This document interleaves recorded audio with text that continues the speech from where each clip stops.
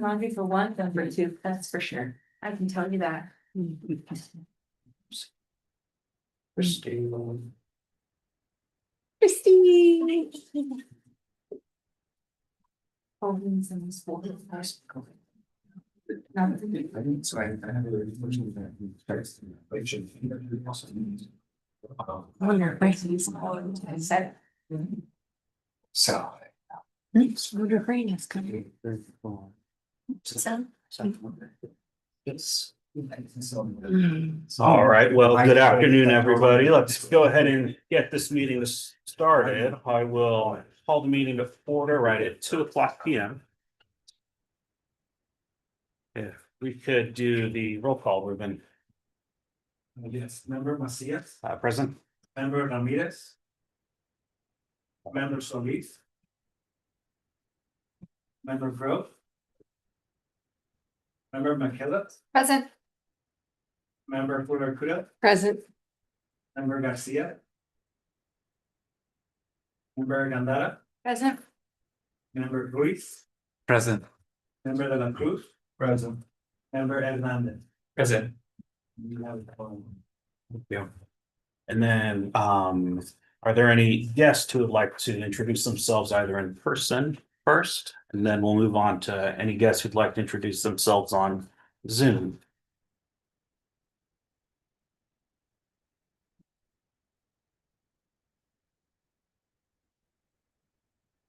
Seeing none, we'll move on to item 2, public comments on matters not on the agenda. We'll start with anybody in person first. Seeing none, moving to individuals joining us via Zoom. Seeing none, we'll move on to the consent agenda, the approval of the regular minutes from the last meeting dated March 25th, 2026. If there is a motion to approve the minutes. I move to approve the minutes for the March 25th meeting. Second that motion. And then all in favor?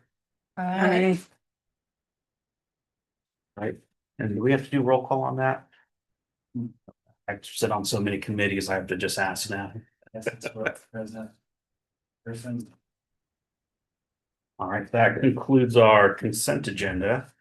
Next item is membership, the recognition and appreciation of member Merritt, who's been on here for quite some time. You know, I know I was told he was not able to be here today, but there is a certificate thanking Bobby for his years of service to this committee. So Bobby, if you're listening somewhere, thank you.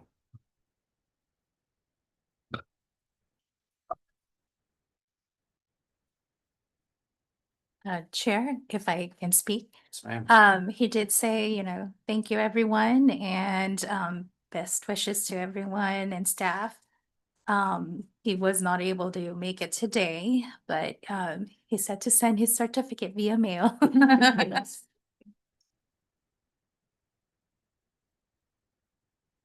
Next item is new business, the teleconference exemption norm.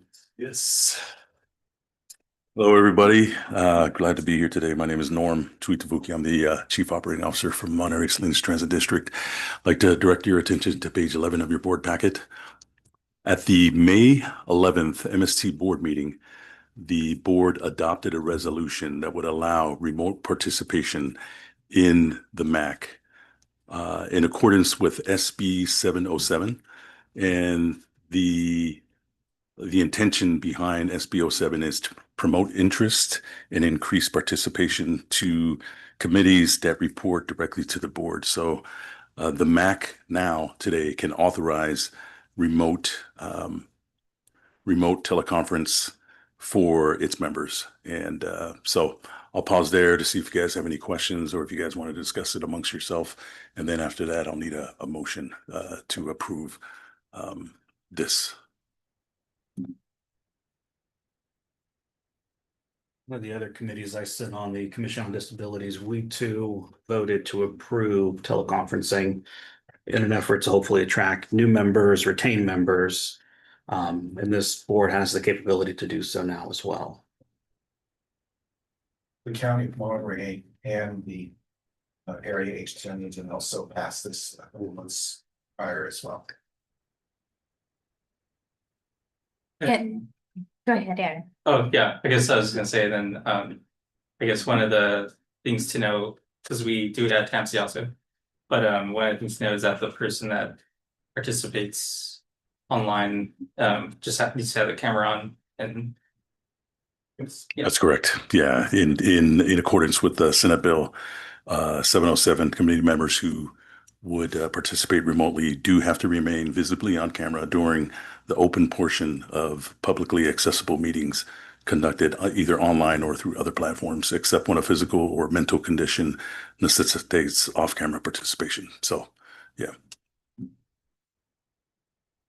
And then I'm assuming there's the general timeline letting this committee know 24 hours in advance that you'll be joining via Zoom, or is there a set time limit? As far as I can see within the summary of SB 707, I don't see that requirement. Yeah, but we can circle back just in case we find that in there. And then this.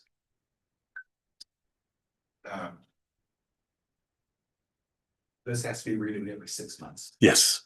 Yeah, every 6 months we'll come back to the board, and what I anticipate is we put it on consent agenda for you to either approve it on consent or not. Yes, Kristen. And then just to add, there will still be a physical location, which is going to be here for the meeting. So if any of the members is not or don't want to virtually participate, they can report here. So all everything under the Brown Act is still the same. A notice of agendas, meetings, that's still the same.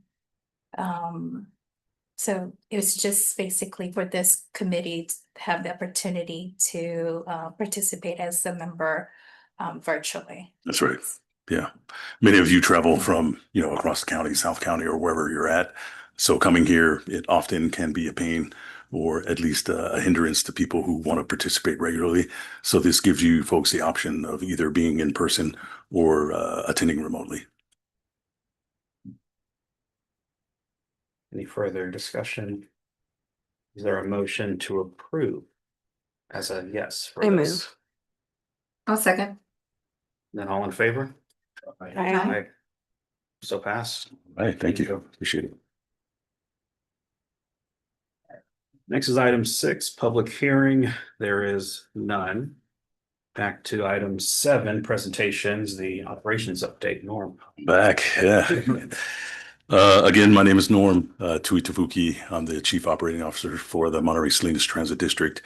We're going to be bringing up a presentation here. Just a few minutes I wanted to spend with you folks about things that have happened within the operations department and things that are happening in the operations department. So I'll provide an overview of our activities for each of the departments that fall under my direction. Little bit of context about me. I've got 20 years of public transit experience. I came from Stockton, California, where I started in public transit. And 9 years ago, I had the opportunity to come here to Monterey. And so it's been 9 years, a lot of fun. And I'm blessed and appreciative that I get to spend most of my time with 5 direct reports, managers who in coordination with me oversee these various departments. So 80%, a little bit more than 80% of all employees that are employed by MST report directly to my department in some way, shape, or form. Next slide, please. So we'll start with facilities. There are some things that have happened over the year. Since January 1st, we've had ChargePoint charger installations completed, both in Salinas and then also in Monterey. We've got a total of 17 battery electric buses that are now online and serving our communities. We have had ongoing participation and coordination with our Surf Bus Rapid Transit project. That project has been going along great, and I don't want to spoil anything that might be said in later meetings, but we've made tremendous progress, and I hope that you guys will be able to see the fruits of that in 2028 when we officially launch that. There have been some other ZEB zero emission bus facility projects that we've been working on and working through. We've had an upgrade in Trapeze EAM. Trapeze EAM is our enterprise asset management system. It's the software system that allows us to perform all of our maintenance on vehicles, on facilities, anything that moves or has a component that we have to maintain. We keep that in our software, and this also gives us the ability to forecast on when the end of life is happening with either a vehicle, a facility, or equipment. We just received 4 facility trucks that we've been in the procurement process for about 12 months. And those facilities trucks we were able to purchase from, I believe it was Ford in Salinas. Next slide, please. All right, moving over to the mobility department, which you guys are very familiar with. We have Christy and Ruben here. Like I said, I'm very fortunate that I get to work with Christy, the manager, and then with Ruben, essentially the supervisor within the department. Kevin Allshouse also participates in a lot of those activities as he oversees the transitive contract. We also have Ola, the general manager, who oversees the paratransit and also some fixed route operation. This year, as always, we're expanding travel training activities. There are several new community partnerships that we've been participating in and seeking. Vanpool, thanks to Christy and her efforts, we've expanded the Vanpool program exponentially. I believe, Christy, if I'm wrong, I think we're about 50 or 60 now. Vanpools, yeah, in total. We started with none. And over the last several years, we've increased that to over 60. So that's a great opportunity for us to provide transit to areas and employers that don't have access to public transit or are looking to increase and improve the way that their employees or people get to work. Senior Transit Day, that's coming up. Every year we have Senior Transit Day, and they've done a tremendous job in making that happen. There are some Measure Q activities that we've been tracking and following. And then finally, the taxi voucher program. There's several upgrades that'll be happening over the course of the next 12 months that we're excited to tell you about in the very near future. Next slide, please. All right, over in vehicle maintenance, we have what we call the Vontas upgrade project. So Vontas is the equipment and the software provider that we install in all of our vehicles. This allows our coach operators to look at their mobile data terminal. It's a small screen that gives them information about their route, whether they're on time or behind schedule, where their next stop is, and when they are scheduled to take a break, and so on and so forth. We've held a second annual Maintenance Transit Career Day where we brought in high school students to our facility in Monterey. They were able to participate in some activities with our facilities or our maintenance department. They saw how we do things. We introduced bus transit to them and bus transit mechanics and maintenance and things like that. Things that people don't really strive to do, but when they come in and they see what we're doing and they understand how we do it, they show some excitement. So we're excited to make that happen. We've got some new cutaway buses that have arrived, and we've got 22 new paratransit vehicles that I'm going to be purchasing. Just waiting for Carl to submit and give me the purchase order so that I can submit that order. So those things will be happening over the next 6 to 12 months. We had received some funding through the VW mitigation funding, and we were able to destroy 12 buses. And the funding requires that we destroy these buses. We can't put them up for auction or anything like that. These are diesel internal combustion engine buses, and the intent behind the program is that if they replace it with a zero emission bus, you have to destroy that bus. So we got some pretty cool video that shows the buses being crunched in half. Maybe one day I'll show you guys that.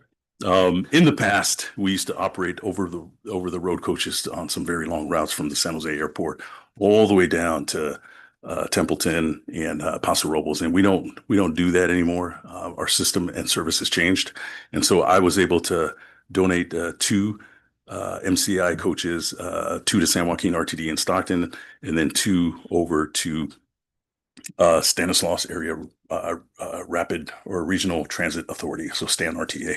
So those 4 buses, 2 of which are in service now. They've been rebranded, updated, and if you ever go between the Valley and BART and you take a bus, you might be catching one of those. We've installed these new bike racks on most of our fixed route buses, and these are bike racks that carry up to 3 bikes. And then the receiver where your tires go, your wheels go, are the widest available in the market today. So we can accommodate, all kinds of fat tire fixed bikes or bikes, all kinds of electric bikes, things that are bikes that we wouldn't have been able to accommodate before. And that was about a 2-month process. So we're just about done, wrapped up there. And hopefully, we're going to be working with our maintenance or our marketing department to push out some videos about those new bike racks that we've got. And then lastly, in the maintenance department, we started an apprentice program back in the beginning of April. And so we have 3 apprentices who have joined from internally, 2 of which came from the fuel island, and then another was a coach operator. We had more than 20 people who signed up for the program. They're interested in becoming a maintenance mechanic. And so we have a 12-month program that we just launched. And very excited about the things that they're doing within the maintenance department. And we're looking forward to graduating these 3 people. Next slide, please. All right, contracted services. I don't want to steal all of Ola's thunder, but I'll just remind you folks that we use Ecolane. We've been doing some operational improvements along with Transdev through Kevin All's house, through his management, ensuring that they're doing the best that they can using the software and that they're educated on how to use it. There have been some improvements that we are looking at with the RIDES program. We take every opportunity to investigate reports, validate them, invalidate them. And if there are some opportunities for improvement, we do that and we take that seriously. Kevin also oversees the Monterey County Regional Taxi Authority program. And he's also identified some improvements to the program that'll help us track where these taxis are going and what they're doing to ensure that they're complying with the rules and regulations of the MCRTA. City Guard, that is our contractor that also reports to Kevin. Kevin has a lot of contractors that report to him. So City Guard, they provide security services for us, and they've made a lot of improvements since we switched over to them. Has it been 2 years, or it's been a year? Yeah, almost a year. So we had Allied Universal in the past, and then we switched over to City Guard, went through a procurement process, and City Guard scored the highest, and so far it's been pretty good. Yeah, we're happy with them. Next slide, please.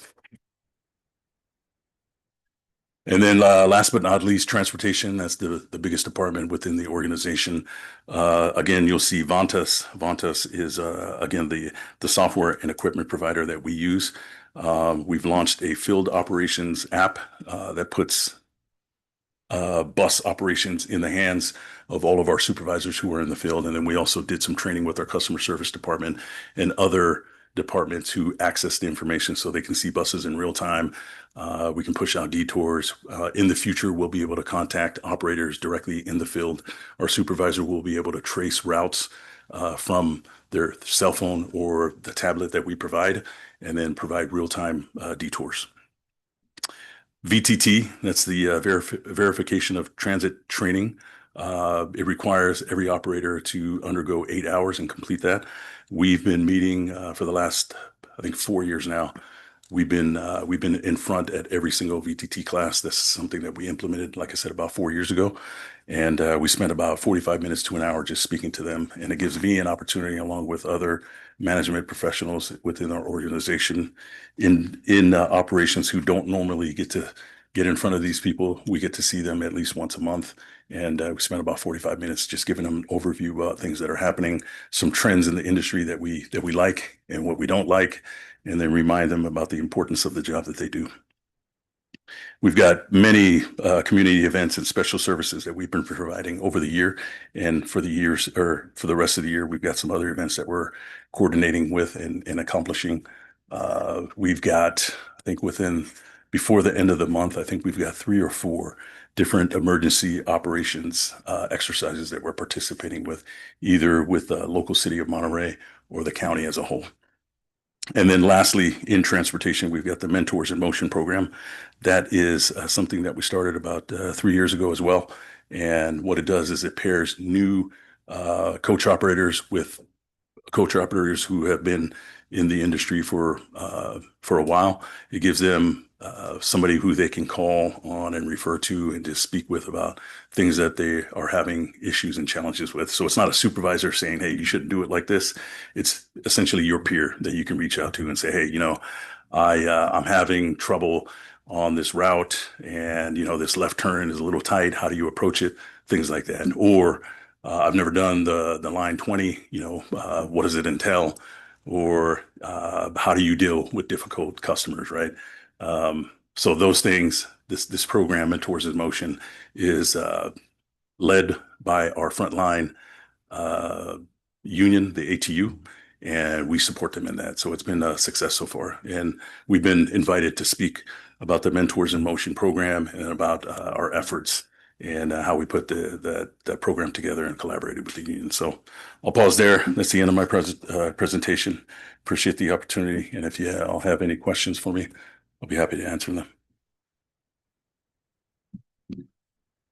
Question. Yeah, go ahead. I was just wondering, you said that there is the Vantas, like, supposed to provide real-time updates on delays with routes and stuff of that nature. Is that like through Google Maps, or is there, or So- there will be like, it's a specific app? Yeah, it's a specific app that's internal to MST only, but the real-time information that is updated in Google it comes directly out of Vantas. Oh. Yeah, so we see the same information that our public would see if we were pushing out the real-time information. And the real-time Yeah. for delays is more internal use for MST rather than for the public, right? You would actually see depending on what app you're using. I don't know if the transit app get the real-time feed. Do you know, Michelle?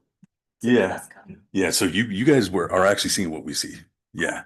Yeah, if you use the transit app. Yeah, but ours is kind of baked into a map that we can, move around. We can select different vehicles. We have a way to set up the different routes. So there's a drop down that we can select, just show me all the peninsula vehicles, show me just South County, show me Watsonville.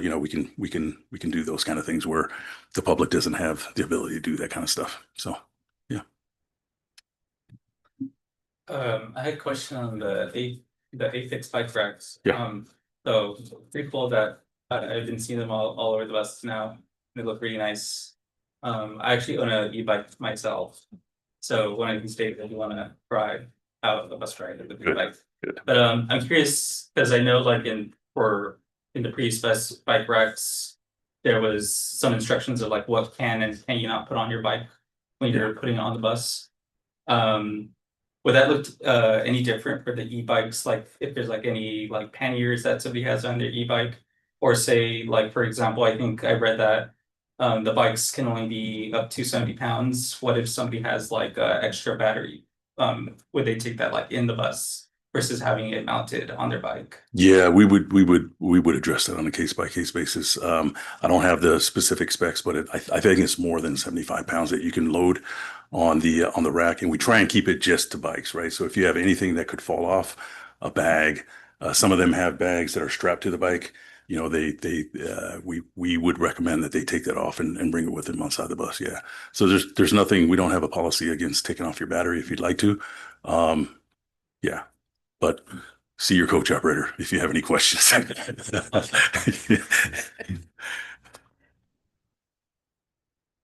All right, thank you, Norm. All right, thank you. Chair Stephen, Yes, ma'am. before we proceed to the next presentation, we want to acknowledge member Leticia Garcia joining remotely, because we have to identify whether she is participating as public or participating just under just cause, since we just barely approved the remote participation today. So if we can go ahead and just check in with her. Can you hear me? You can. Yes, so I do have a camera problem, so unfortunately I cannot be seen. And I did hear what they said, that you have to be a present in camera. So I can either be participating as the committee or as a public, but I'm here. And I don't think that would take effect until the following meeting. That's correct. Okay, then, Yeah. and then I'm good then. And so we would need to know if you're here as a member of the public or if you're here as a member of the committee with just cause. Member of the committee. It can't take effect this meeting. Can you hear me? Next meeting. Which would be at the next meeting. Yeah, So should we remember? She's just a member. of the public. Member of the public, yeah. And that's to identify because if there's anything else on the agenda item that requires any voting, Leticia would not be participating as an active member. She would be a public, so she won't be counted as a voting member. So we just Today, is that for today, right? Yes, correct. Okay, Because we weren't notified in advance that she would be joining remotely. And she doesn't have her video on. Yes. okay, sounds good. Yep, thank you. Rise and I didn't even see the name up there. All right, next is item 7.2, the MST Designing for Transit Guidelines, Ms. Overmeyer. Hello, committee members. Michelle Overmeyer. I'm the Director of Planning and Innovation. And Ruben is pulling up the presentation right now. I'm going to talk to you about our Designing for Transit guidelines. Next slide, please. Oh, we're way ahead. Let's move back.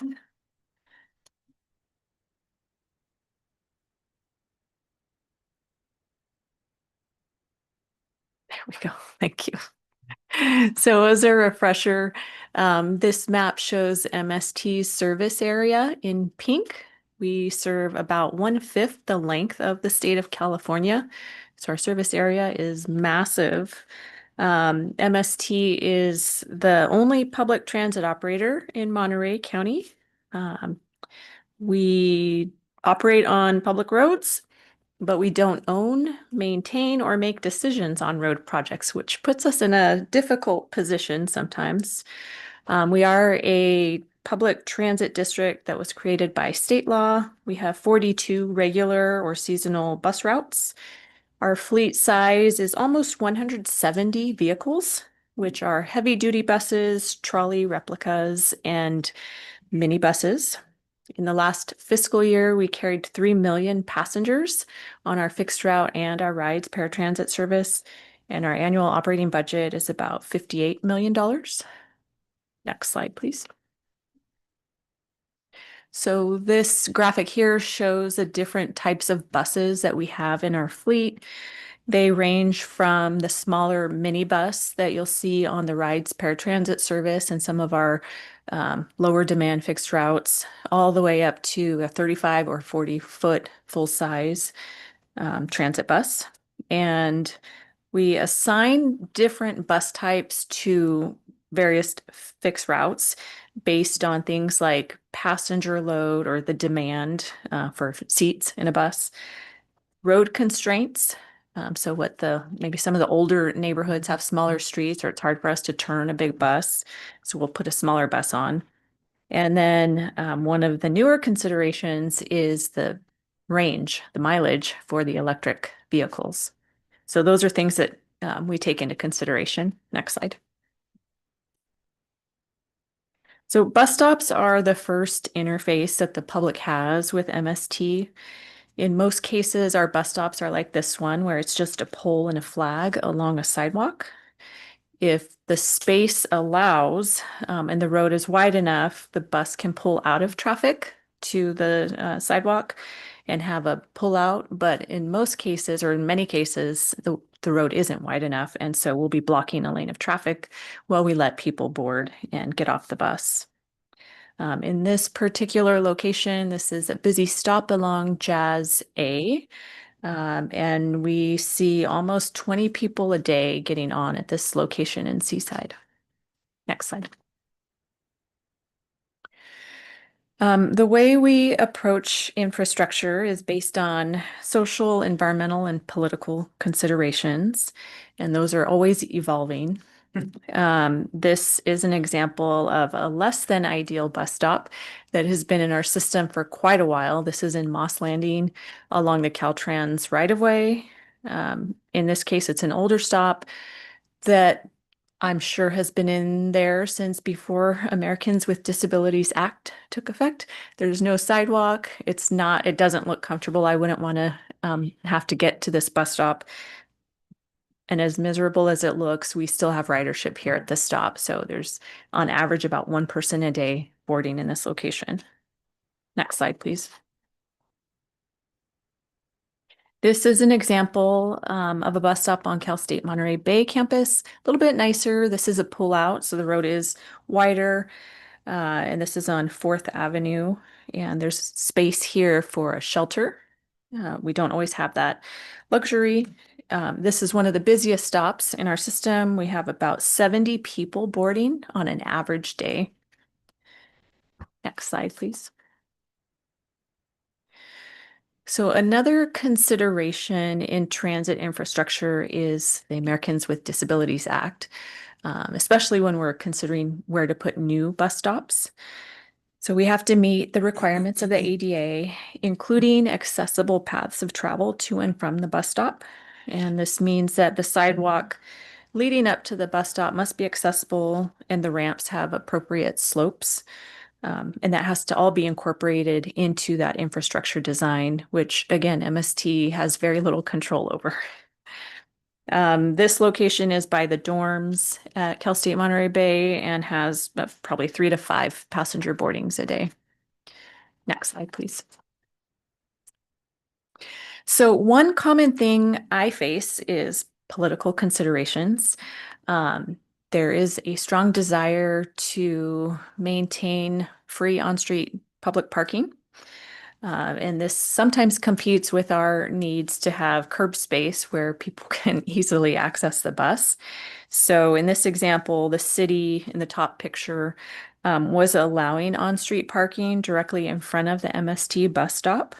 And anyone who needed to get on or off the bus would have to do it in the street if the bus driver would be able to see, somebody standing there. So we requested red curb, and that's what you see in the bottom picture. But it took 6 months to get that put in. And there were a series of public meetings at the City Traffic Impact Committee. And ultimately, the City Council had to take action to allow the red curb. So we see this often. It's really a challenge to get the curb space that we need for our buses to pull up and provide adequate service to our customers. This bus stop, there is an error on this slide. I apologize. Line 5 does not serve the stop anymore. It is line 91, a senior shuttle that serves this location in Carmel. Next slide, please.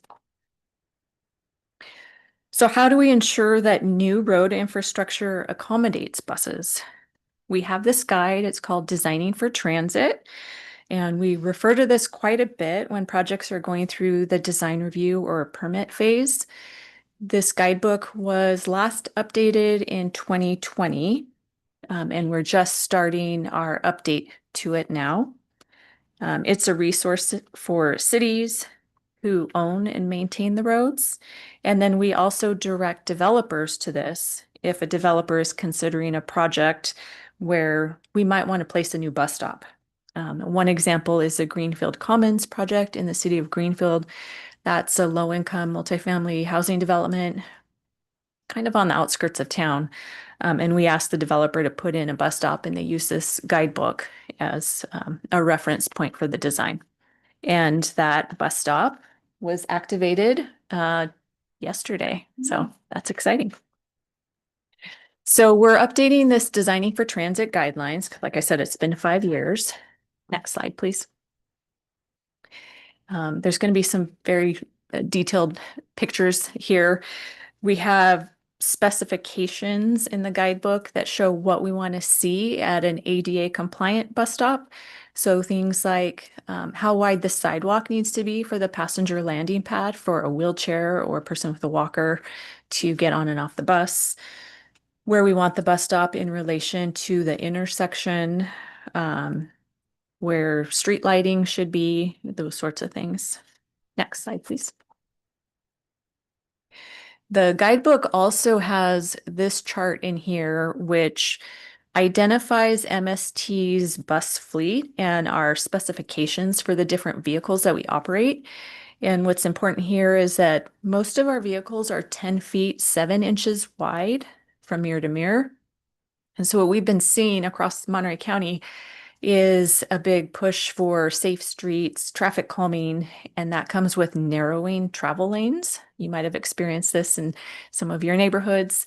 We're seeing some cases where the streets get restriped to like 10 feet wide lanes, which is more narrow than the bus with the mirrors. And that's a really big problem because we don't want to be hitting bike riders with our mirrors or, swiping cars that are nearby. Next slide, please. The guidebook also has a graphic here on the vertical clearances that we need. And this is to make sure that our bus isn't hitting street lights, utility poles, or anything else as it's pulling in and out of the bus stop. Next slide, please. And then for the engineers, we have these turning radius templates so that we can help the designers of roundabouts design roundabouts that our buses can drive around. So that's in there. Next slide, please. One of the things that we are considering is adding to our fleet double-decker buses. So we can pretty much double the number of people that we carry and still have a vehicle that's about the same length as our fleet now. And this helps us address that curb space challenge that we have.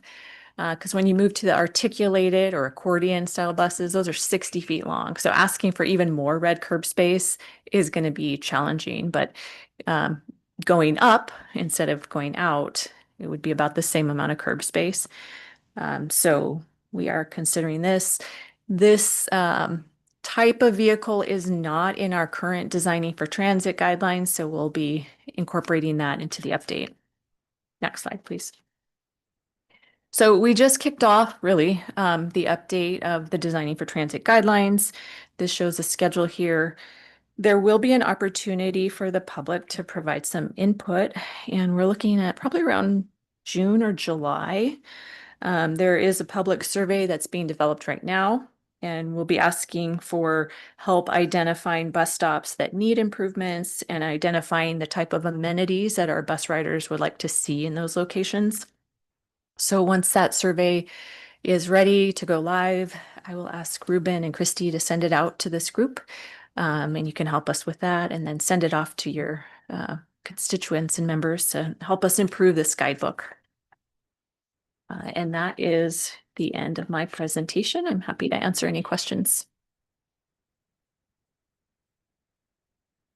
And you, Chair, through you to Michelle. In the initial kind of stats that you gave, you said annual last fiscal year, you guys had 3 million riders. Was that unique riders or just cumulative? Okay. Yeah. Okay. And then of the 170 vehicles you have, do you know how many are currently electric? Or maybe that was one of the things Norm mentioned. 20%. 17. We just got 13 new big ones. And then we had 4 in the fleet that operate. Okay. So 17 total.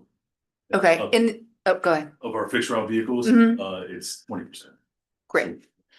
The average daily rider, you said that Moss Landing pickup location, that was one About 1, yeah, roughly. So 1% or one person for new regularly? Yeah. Oh, wow. Oh, okay. That was just over a year, like in the calendar year Yeah, last year, it averaged about 1 a day. Okay. That's so scary. But it's probably someone that lives on the Dole Road. Oh, sure. Yeah, no, they're crossing over that. Yeah. Yeah. Yeah. No, well, there might be an opportunity now that there's all that vacant space where Whole Enchilada used to be.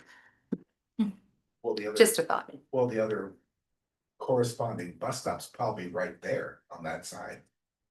And then lastly, the double deckers, those are plotted to become acquisition in the fleet in the future. We're seriously considering it.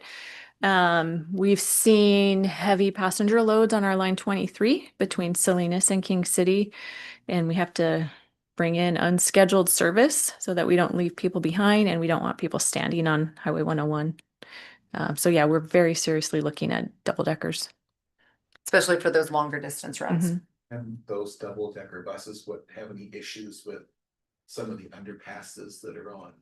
Yeah, we've Well, test driven at least one model type. Yeah. We've taken on certain routes. It's about the same height as. Yeah. Yeah. Right. Yeah, Super exciting. I hope you get them. we do too. Thank you. Just a question, maybe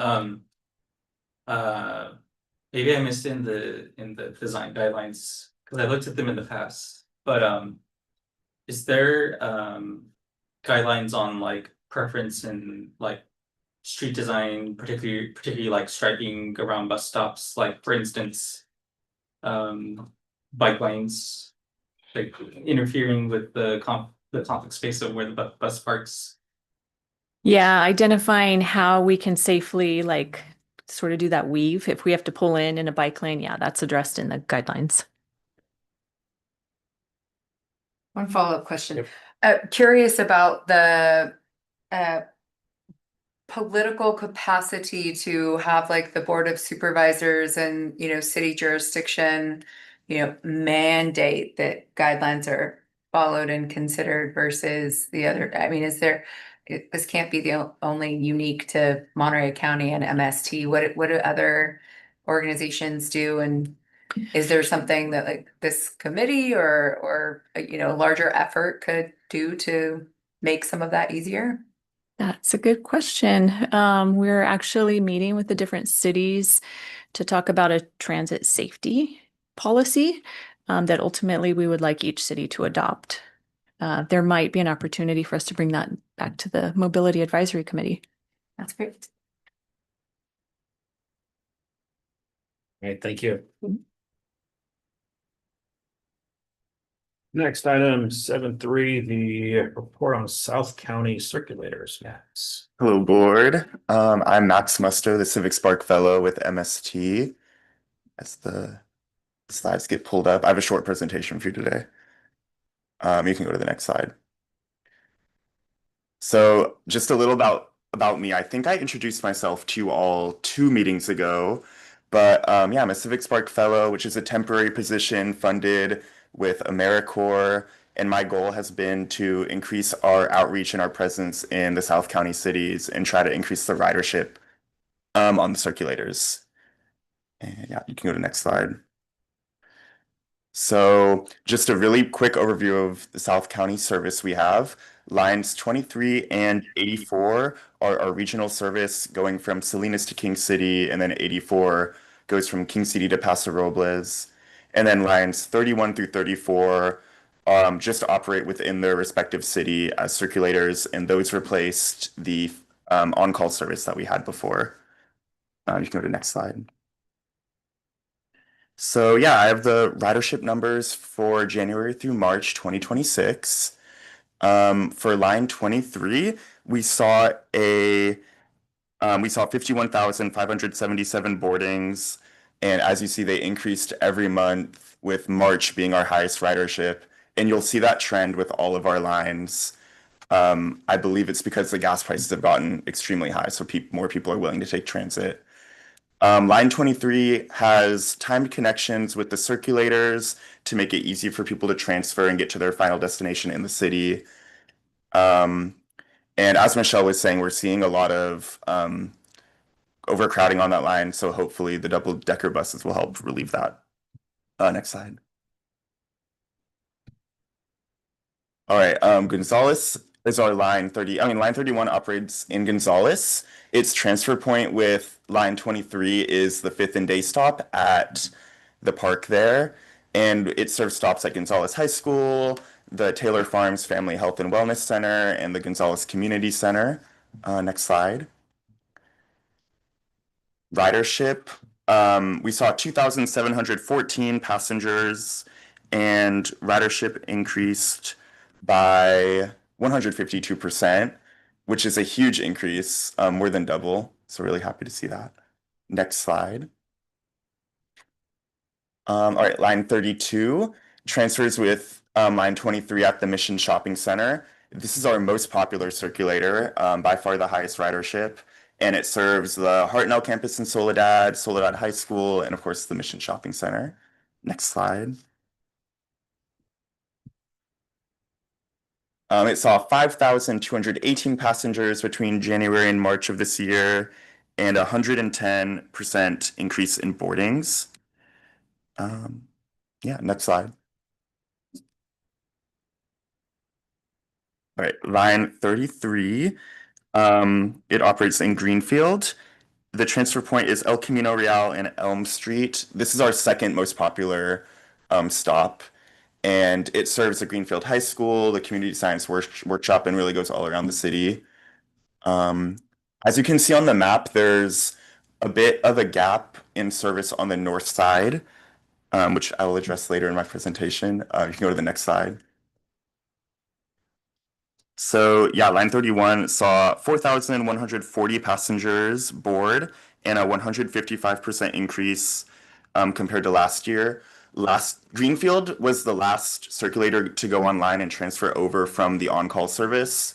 So January through March of last year, it was still the on-call service. And we have far more than doubled that ridership at the end of its life. So that's super exciting. More and more people are using the circulators than the on-call, which is exactly what we wanted. Next slide, please. All right, finally, line 34 in King City.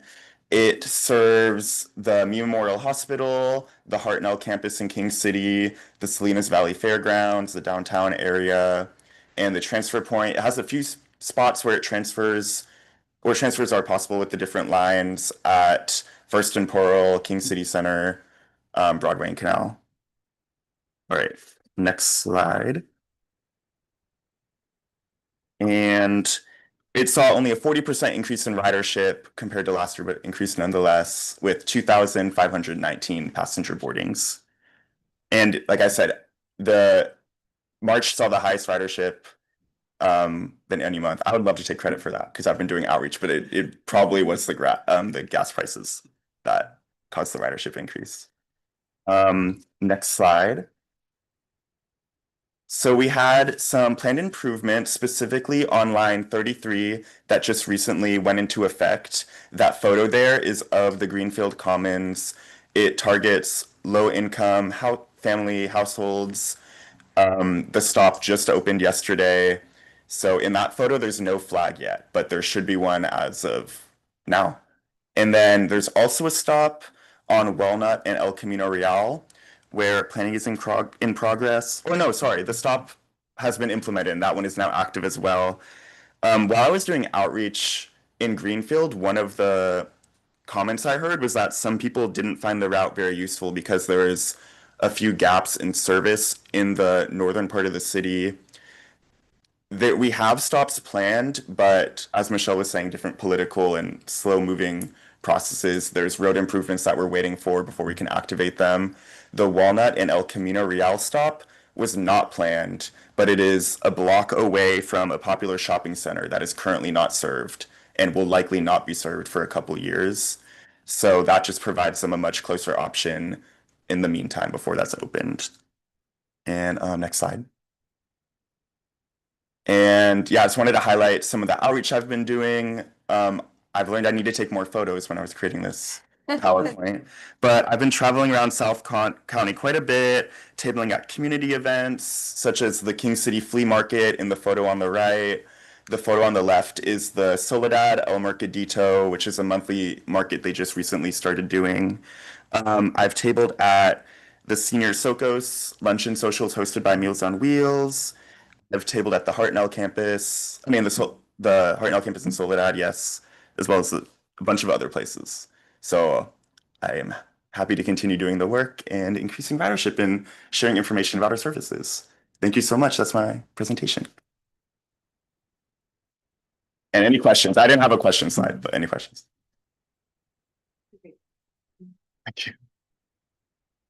Remix, I'm curious, what are the interactions like when you speak with people reading tabling? Like, do you get a lot of people who are like existing transit riders, or like also people who are like curious to like maybe try it out someday? I would say it's interesting because it's shifted drastically even from January.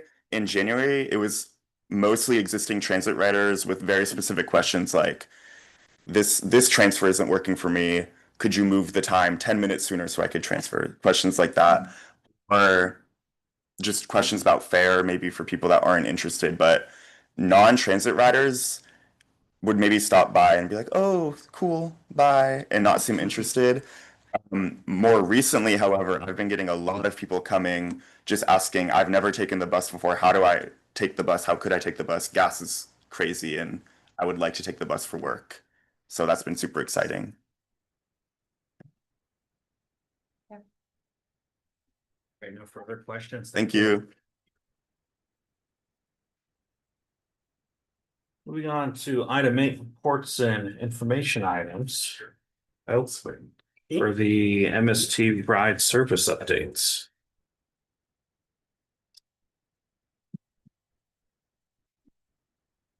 Good afternoon, Chairman Stephen, distinguished committee members. Let me first apologize in advance. My presentation is not going to be as robust as the last 3 presenters. My name is Ola Delekon. I'm the general manager with Transdev, and I'm here to present on the operational statistics for Transdev operational. So beginning with the trips by purpose. What you see here, the trip by purpose, categorize these trips that are based on reasons for travel, giving insights into why customers are using the service. So during this period, Transdev provided approximately 7,517 trips across 5 key service categories, namely dialysis, educational/training/daycare, employment, medical, and personal recreational trips. The data you see on the left-hand side is the March, and the one on the right is the April. Month-to-month ridership, the trend shows overall a positive growth and a continued demand for service. Employment-related trips experienced the strongest increase, growing from 441 in March to 542 in April, as you see in the data, reflecting improved workforce mobility. The education, medical, and personal recreational trips also showed steady gains, indicating a consistent customer reliance on the MST service for essential and quality of life needs. And lastly, the dialysis trips that we see here also remained stable overall, demonstrating continued support for critical health transportation. So the good news here, as you see, overall, comparing March to April, there is a steady growth, with March showing 7,316 and April 7,517. So again, there is a linear growth in the report. Next slide. And the report you see here is a trip operated by Transdev subcontractor called Yellow Cab. So while some of the numbers you see here might indicate some declining numbers, those does not actually reflect numbers that are declining. They represent the actual trips in which Transdev sent over to Yellow Cab to operate for us. So for instance, in April, March was 280, April was 265 under the dialysis. So that 265 represents the actual trips in which Transdev sent over to Yellow Cab. And likewise, educational training in March 636, April 714. So overall, in the month of April, we see Yellow Cab delivered a total of 2,800 trips versus 2,749 trips, which again represents a continuous growth in ridership. Next slide. So what we see here is a combination of both Transdev operations numbers and combined together with the Yellow Cab. So as we see here under the FY26 cutaway total, those represents trips in which Transdev delivered. So looking at November through April, you will see a consistent linear growth, with in November showing almost 6,000, December 6,000, 268, January 6,448, and in April 7,517. And when you also look at the target trips, December almost 2,600, in February 2,400, March 2,749, and in April 2,800. Overall, we see a consistent growth in ridership. Next slide. This slide here is the rides passenger per vehicle revenue hour. Again, the passenger per vehicle revenue hour trend shows overall improvement during the period, increasing from 1.47 in January to approximately 1.8 in February. Although there was a slight decline in March, which shows 1.57. However, performance rebound in April to 1.61, demonstrating a continued progress in ridership productivity and service utilization. And lastly, here is the on-time performance report. As we see in the data, our on-time performance report continues to exceed that contract standard of 90 percentile, with a strong, consistent result throughout the reporting period, November through April. Performance, as we see here, peaked at approximately 94.37 in December, and it remained above 91% throughout the month of April, demonstrating a sustained operational reliability and effective service delivery, despite some minor seasonal fluctuations. Overall, we can conclude that yes, we see an increase in ridership going up. And that concludes my presentation. I'll be happy to answer any questions. I have one. What would qualify under sheltered workshop? From the first slide listing the rides by trips. Okay, under shelter workshops.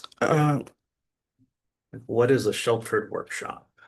I can come back, to you to provide details about this, but this also represents some of the rides that during there was an incident that happened. Was it a fire incident in which Transdale supported in transporting some citizens from the shelter to actually from the residence to a sheltered location. Okay. And we've had, I believe, 2 incidents in the last few months in which we transported some citizens from their home to the shelter.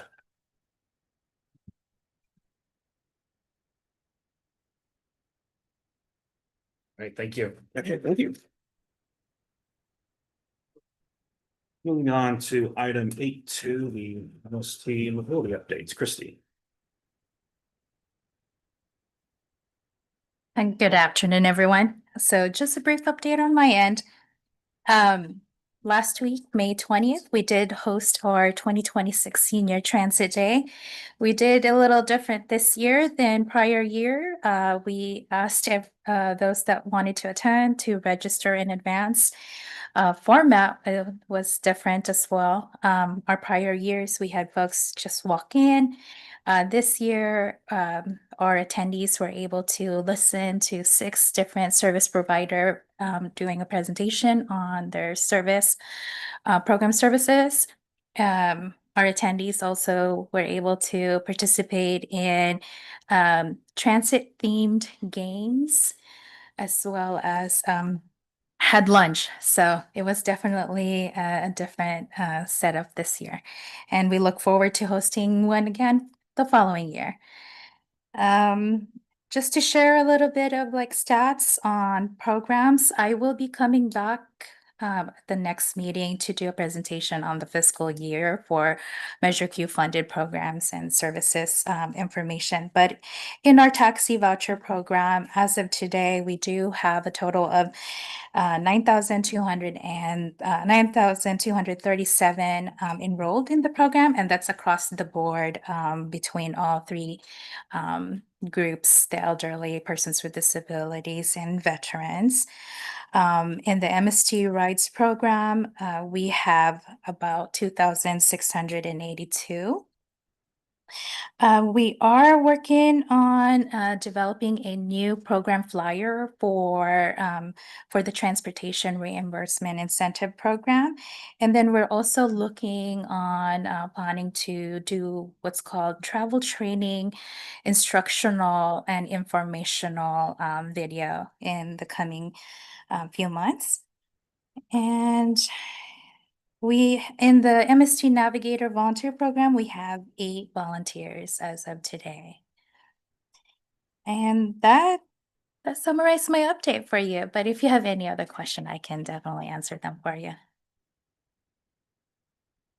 No question, but I will say I'm impressed that you now have 8 travel training volunteers. I know we were about 3, 4 last time. Yes, just to clarify, they're not travel training volunteers, they're navigator volunteers. But there are 1 or 2 that are trained as well to do travel training as part of so within our travel training program, we have implemented a bus buddy program, which then our navigator can take on the role of doing basically like a companion type of travel training activities with any persons who graduated from our travel training program.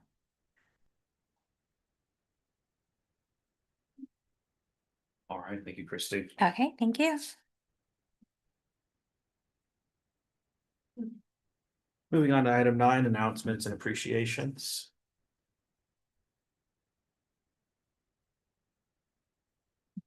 Thank you. Michelle Overmeyer, Director of Planning and Innovation. Wanted to let this committee know that somehow a public comment came through. I don't know if it came through to the Mobility Advisory Committee.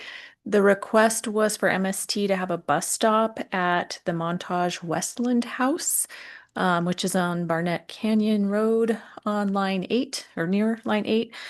So today the bus stop for line 8 is about a half a mile walk from the Westland House. We've been trying to get a bus stop located there at the facility since last fall. And just wanted to let you all know that we have been working with Montage. We're trying to get it put in. It's really up to them. It is private property.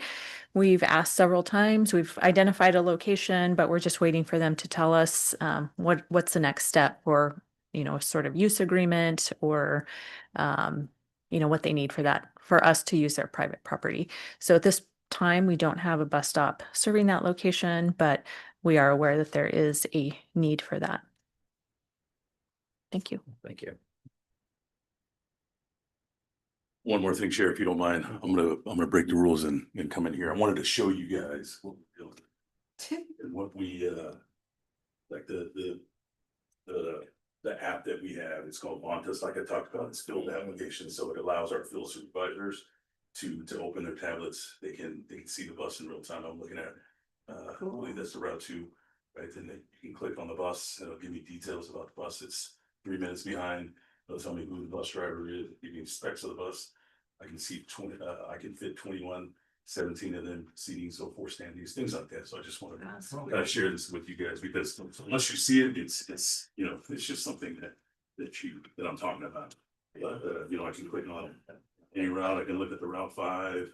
I can go to the Route 23. I can see the 3 different buses online.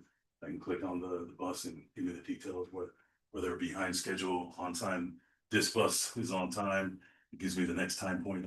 Oh, good. I mean, there's no traffic going home. Yeah, we're looking at building that stuff in, but yeah, I can click on any of the routes and take me to the location of where the route runs. It gives me the tracing, so it shows where the route is scheduled to operate, and it gives me the 2 different buses that are en route. I can click on the bus itself, and then I can see. Oh, nice. This bus is running about 8 minutes behind. The specs of the bus, we can carry 77, 37 of them are seating. And then, the driver's details, right? Who the driver is, gives me the driver ID, their name and stuff like that. Cool. I've already seen this time. Oh, I think you've seen it. Oh, okay, well, yeah, let me show you. So we can click on the different routes and it brings it up. And the beauty of this is before we only had these, at our desktops and only in specific offices, but now we're able to put this information in the hands of our supervisors. So very powerful for us. Thank you for sharing. Very. And Norm, because you shared it here physically, any person that's joining remotely who would be interested in seeing that, you would have to share it as well. All right. Okay. Make an appointment to go to that. There you go. Yeah. I do have a appreciation. I appreciate the MST Senior Transit Day. It was a great event. We were the first group to present, fully a packed room, and from what I could tell, everybody had a great time, especially with the food. Yeah. So thank you for putting on such a great event. Mr.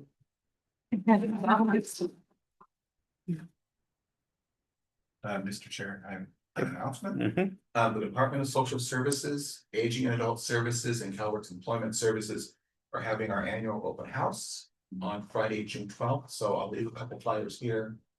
I still need to connect with the person in customer service. I've waited for them last night. They didn't return home. Okay, I'll check in with Veronica. Yeah. Yeah. Can I take a picture of that? Oh, you have. I don't like paper. All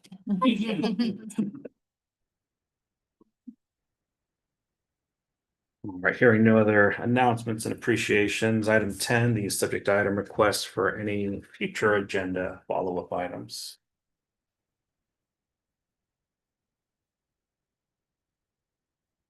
Seeing and hearing none, we will adjourn this meeting at 3:06 p.m. Thank you, everybody.